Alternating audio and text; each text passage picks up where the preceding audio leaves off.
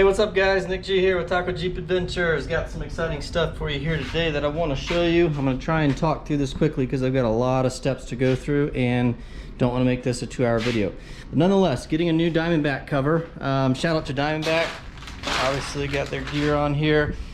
Friends with those guys, they're awesome. I've had this one now for north of 2 years, put it through the paces.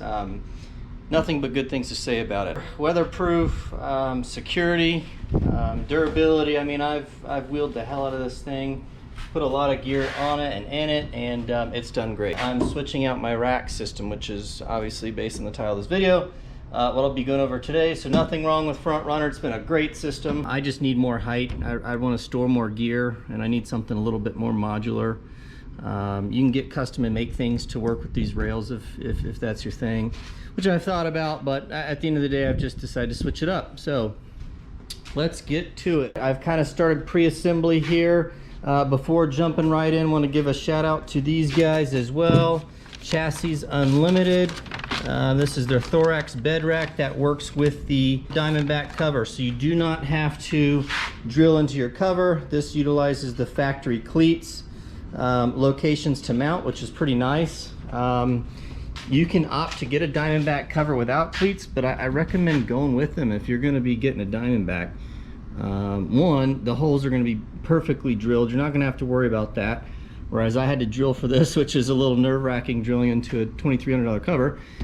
So you know your holes are going to be where they need to be, and the cleats, I mean, they just come in handy. You would not believe how many things you can tie down. So that's what we're doing. We're switching up to this rack system. I've got some of the parts laid out I wanted to go over real quick, and then I've got some that are kind of pre-assembled. Nonetheless, you can kind of see here's a leg here, right? And there's the other one, which is this side, and those are connected by a crossbar, right? So this is going to go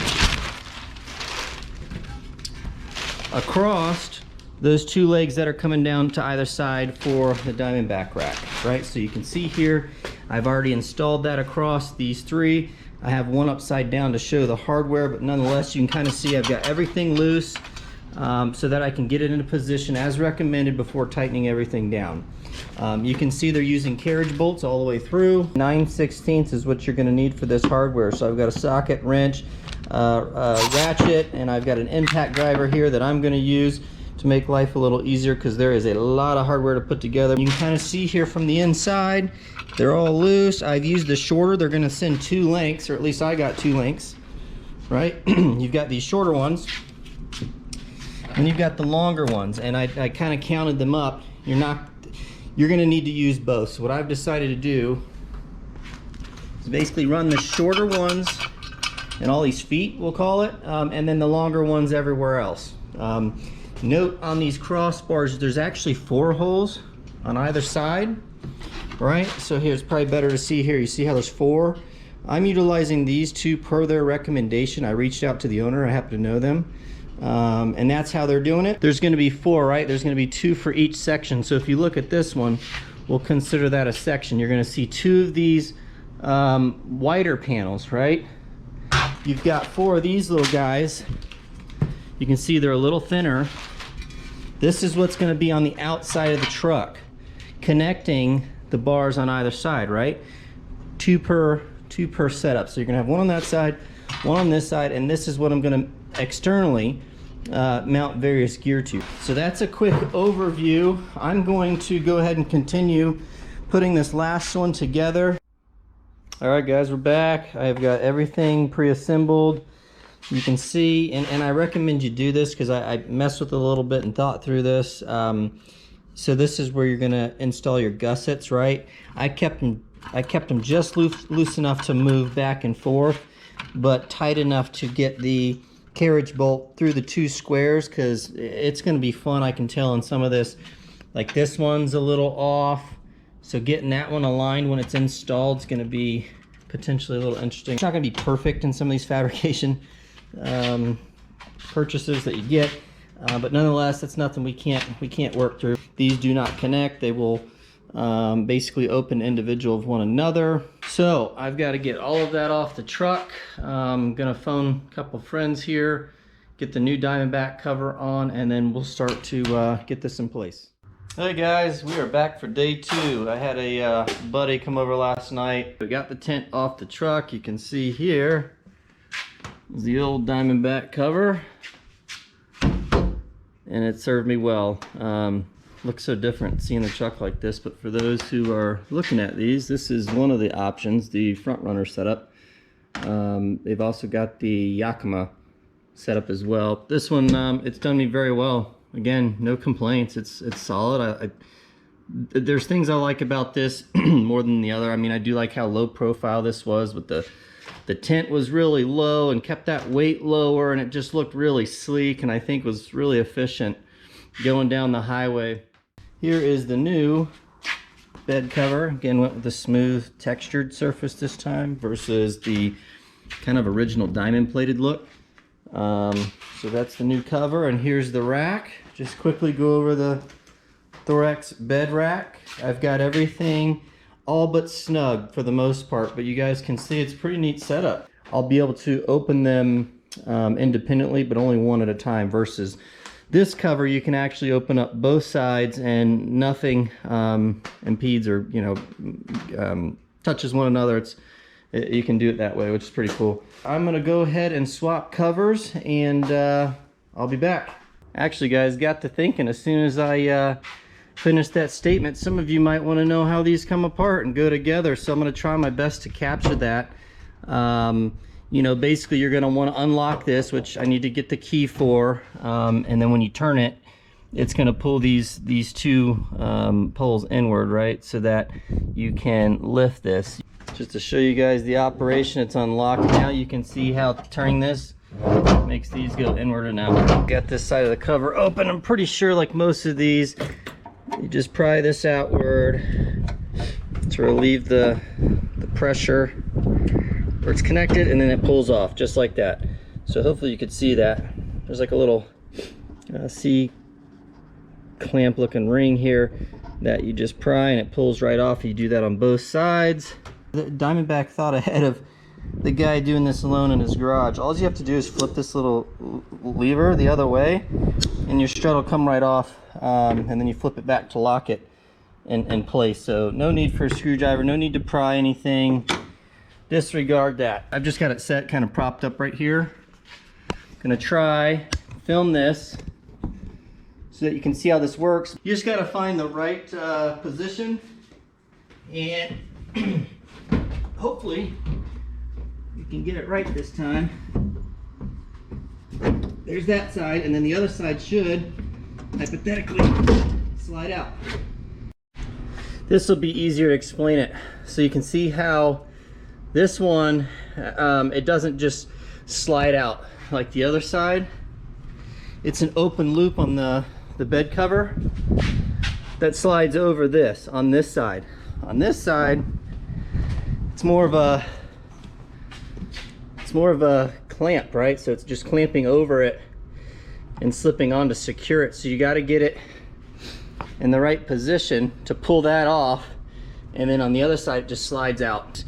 This side just has the emergency catch. You just have to literally push up on this bar to get it to go past that sticking point where it catches. On either side, this little safety catch is going to be wrapped around here and on there. Then this, right? This is the part you have to push up to lift it after you've unlocked it and started to lift it. This end goes around this hole after this goes on. And then finally your strut is the last component that connects this side to this side up here. So I've got all that removed. At this point, just like we did on the other side, I'm gonna go ahead and remove this portion of the cover, and then we'll get to the middle part. I removed one clamp to show you here how this works. This one goes up and over the top of your bed rail. Hopefully you can see that okay. This one, it's actually positioned like this, goes in the middle portion of your bed rail, right? So it's going to go in there like so, and as you can see, this is threaded here, so as you tighten this down, it's going to clamp on that bed rail. So that's it. It's a 14, at least this model was using a 14. So I'm going to go ahead and get that one off. Those two and that whole center section will come right off. I'll walk you guys through the reverse process. My thought, get this on the truck. I'm gonna go ahead and remove, right? It's gonna be this cleat and this cleat. That's the rear. You can see where it says Diamondback here. And then like that side, there's gonna be two here. So I'm gonna get it positioned on the truck and go ahead and remove those, and then have a second set of hands so that we can lift this all up as one piece. And the holes to where the factory cleats go should line up in there, give or take. All of this is loose. Once we get these in place, my thought would be to tighten these down first, start from the bottom and work my way up. I'll work to get this as tight as possible and then literally tighten everything down. Quick little recommendation for prep. While your bed is exposed, go ahead and clean it and prep it before putting the new cover on. It's gonna be way easier doing it now versus after, right? I'm gonna start assembling the new cover here piece by piece. I'll be back here shortly. I don't know if they changed this at some point or what. I don't have the shims installed. So basically you gotta pull these bed caps up, which is really easy. You just start at the end and be careful. I mean, these are a little more pliable than your typical clips, but nonetheless, you just pry this whole thing off. Clean it, of course, and then I use alcohol to wipe down the bed. And they've got very detailed, very easy to understand, and you can tell based on the patterns on these where you need to put these shims. So they've got these shims in here that have 3M on the back of them. A couple of these smaller guys need to be cut here, it looks like in half, which it goes over. My guess is it's, given this is where the clamps are centralized, is kind of in this middle spot. It probably has something to do with supporting the bed rails. If you know, comment below. All right guys, all back on. I had previously siliconed this. They include a kit with their cover. Pretty awesome. They literally included everything. Here's the install guide for the Bulkhead prep kit. Comes with a variety of things. Here's the trim we're going to be using. Follow directions here, but just to show you what you're doing. You're coming here, and there's going to be 1, 2, 3, 4, 5. You'll need a T30, the Torx 30 bit, to take these out. And what that's going to do, it's going to allow this whole top piece to come off. I'm going to have to be careful because I've got some LED lights run on this, but I'm going to clean that and I'm going to put that trim in there as they'd like it to be.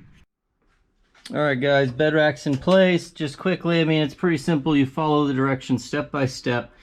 Get the center in first as they recommend. Then you're going to hook up the what is it, the one closest to the tailgate, the back side of the panel with Diamondback on it.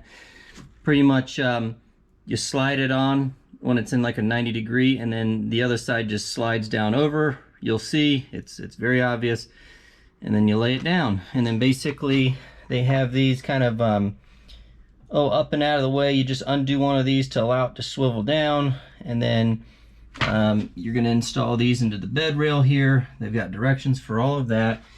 You're going to break these loose with the provided Allen key they give you so that you can slide these in and out.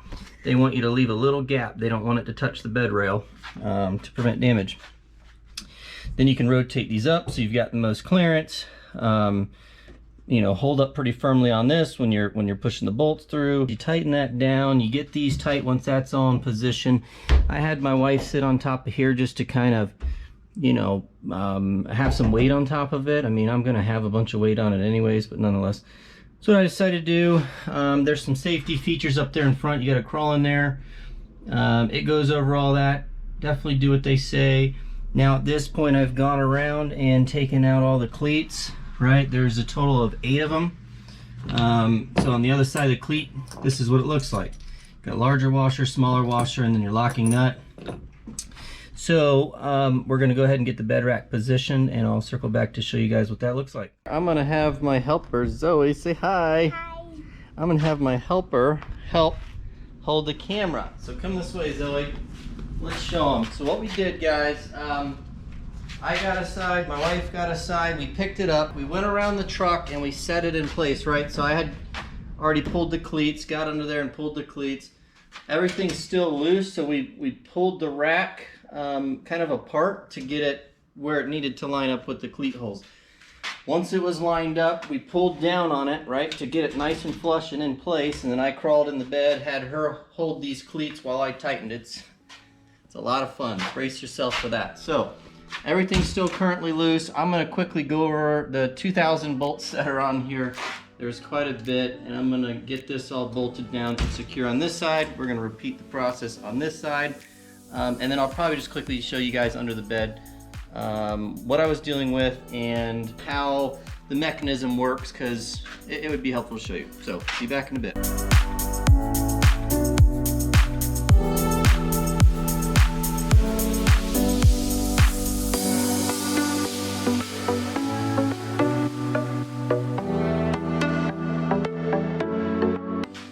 Alright guys, that is a wrap. I am done for the evening. Wanted to just kind of recap. I ended up just getting it all done. A little helper here. She's going to hold this here in just a second.